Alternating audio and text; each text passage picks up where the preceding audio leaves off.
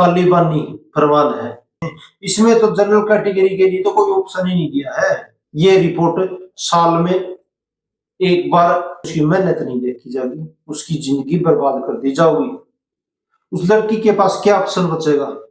उसका भाई, लड़की का बाप क्या कर पाएगा? उनके पास कोई ऑप्शन है? और लड़की के पास क्या ऑप्शन बचेगा? या तो वो अपनी इज्जत तो खराब करो। कॉलेजों में, यूनिवर्सिटियों में एक इनकी टीम होगी, कमेटी बैठेगी। टीम कमेटी में सब के सब SC OBC लोग होंगे, न कि जनरल कैटेगरी लोग होंगे। और इसमें उस कॉलेज की टीचर की, प्रोफेसर की भी नहीं मानी जाऊंगी। अगर कुछ बच्चे तक अगर वो प्रोफेसर कह देता है SC एक्ट वाला तो यही रूल 30 साल तक की सजा के और उसकी शिकायतकर्ता की पहचान गुप्त रखी जाएगी। यही रूल, वही सजा उस टीचर को भी होगी, जो स्कूल कॉलेज का टीचर है उसको भी होगी। यही बात टीचर उसको कहे या ना कहे तो भी उसके ऊपर, अगर वो खुश नहीं है तो बच्चा, उसके ऊपर केस होगा, टीचर के ऊपर भी। भाई ये किसी कानून है? तालिबानी फरमान है। ये तो कभी पुराने टाइमों में होते थे, जैसे आप आजकल बनी आप देखते होंगे छावा जैसी मूवी और बहुत सारी जैसी मूवी है, जो हिंदुओं के ऊपर, लोगों के ऊपर अत्याचार करते थे, राजाओं के ऊपर अत्याचार करते, उनको उठा ले जाते थे, उनकी बहन बेटियों की इज्जत लूटते थे, उनकी कोई नहीं सुनी जाती थी, उसके परिवार के ही आगे इज्जत लूटी जाती थी। तो अब वही फरमान उसी टाइप के, आपका कुछ कोई बातचीत नहीं सुनी जाओगी, सीधा आपके ऊपर तालिबान फरमान है। ऐसे ही काले कानून। जनरल कैटेगरी के लिए 13 जनवरी 2026 ब्लैक डे है। काले कानून आए हैं जनरल कैटेगरी के लिए। जनरल कैटेगरी के लिए या तो देश छोड़ के चले जाओ, या सीधा साधा ये बात कह दी सरकार कि गोली खा लो तो मर जाओ।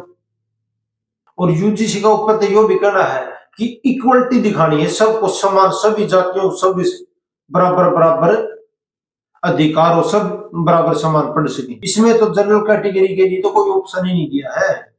एक जनरल कैटेगरी का पढ़ा लिखा युग कितना डरता डरता रहेगा वहां पे, कहीं तुम्हारे ऊपर केस ना हो जाए, तुम्हें सजा नहीं हो जाए।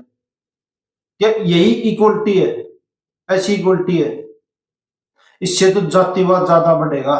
स्कूल कॉलेज में गश्त पर रहेगी जो UGC के लोग है ना, संस्था है वो, और उनकी एक खास बात है, ये साल में 2 बार मीटिंग होगी इनकी SC एक्ट वाला की। उनमें सिखाया जाएगा कि आप ये काम करो, ये ना करो तो ऐसे लपेटम आओगे, ऐसे आप लपेटम जिसको किसी को। और साल में 2 बार ही UGC को, हर कॉलेज को, स्कूल को रिपोर्ट सौंपनी होगी कि कितना क्राइम है। तो भाई रिपोर्ट का मतलब आप समझ दोगे कि रिपोर्ट में क्या सौंपा जाओगा, क्या दरिया जाओगा, क्या कहा जाओगा, कराया जाओगा।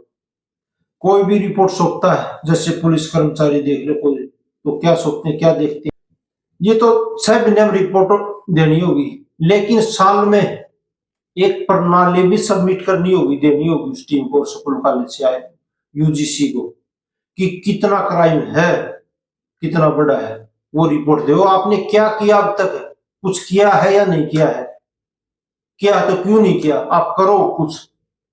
ये रिपोर्ट साल में एक बार सबमिट करनी होगी। और भाई सुनो एक बात और आपकी, UGC 24 घंटे ऑनलाइन ऑफलाइन रिपोर्ट को, FIR को, OBC के लिए UGC हेल्पलाइन कॉन्टैक्ट नंबर होगा, सुविधा होगी। आप किसी भी टाइम 24 घंटे आप उनसे हेल्प ले सकते हो, बातचीत कर सकते हो, अगर आपकी कार्रवाई नहीं हो रही है। आज तक शिक्षा के ऊपर 24 घंटे ऊपर आज तक कोई ऐसा कानून नहीं बनाएगा स्कूल कॉलेज के लिए जो कि 24 के 24 घंटे एक शिक्षा के ऊपर शिक्षा के लिए 24 के 24 घंटे सुविधा दी जाओ। लेकिन यहाँ तो यूजीसी ने जनरल के खिलाफ 24 घंटे के लिए हेल्पलाइन जारी कर दी है। कॉलेज स्टाफ की यही जिम्मेवारी है, एक अलग से कही गई है कि आप उनको अच्छे से कोऑपरेट करें, नहीं तो आपकी भी सदस्यता रद्द कर दी जाएगी। अगर कोई लड़का अपनी मेहनत मजदूरी करके पहले ही एक समुद्र पार करके काम करता है जनरल कैटेगरी वाला, तो और ये ऊपर से तालिबान फरमान ये काले कानून ने दिए। अगर कोई जनरल कैटेगरी का लड़की मेहनत करके इस मुकाम तक पहुंच गया, और अगर कोई एससी ओबीसी एसटी का कोई भी ये सोचने लगे कि ये तेरे से ज्यादा पढ़ रहा है और आगे क्यों बढ़ रहा है, या कोई आपसी रंजिश के कारण ये बोल दे, उसकी कंप्लेन करते कि ये मेरे प्रति दवेश रख रहा है, यानी वो लड़का चाहिए ना बोलो, वो पढ़ने वाला इंटेलिजेंट है, वो चाहे बोलो या चाहे नहीं बोलो, लेकिन उसके न बोलने से ही बस सिर्फ क्या फीलिंग बेस उसके पास से निकल रहा है, उससे वो खुश नहीं है, खुश नहीं कर पाया, तो उसने ये बात बोल दी कि मेरे से ऐसे ऐसे दवेश रख रहा है, मेरे को ये बातचीत बोल रहा है। उसकी तो सुनी नहीं जागी, सिर्फ किसकी सुनी जागी, एससी ओबीसी एसटी वाले की। तो ऐसे क्या जुर्म कर दिया भाई जनरल ने, जो कि उनकी नहीं सुनी जाएगी, पहले से अपराधी मान लिया गया है, घोषित कर दिया गया है।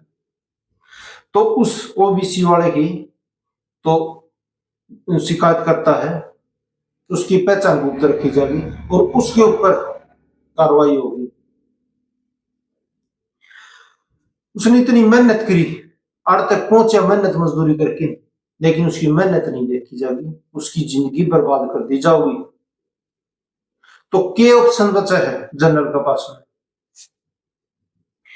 आड़े एक और बात कहूंगा,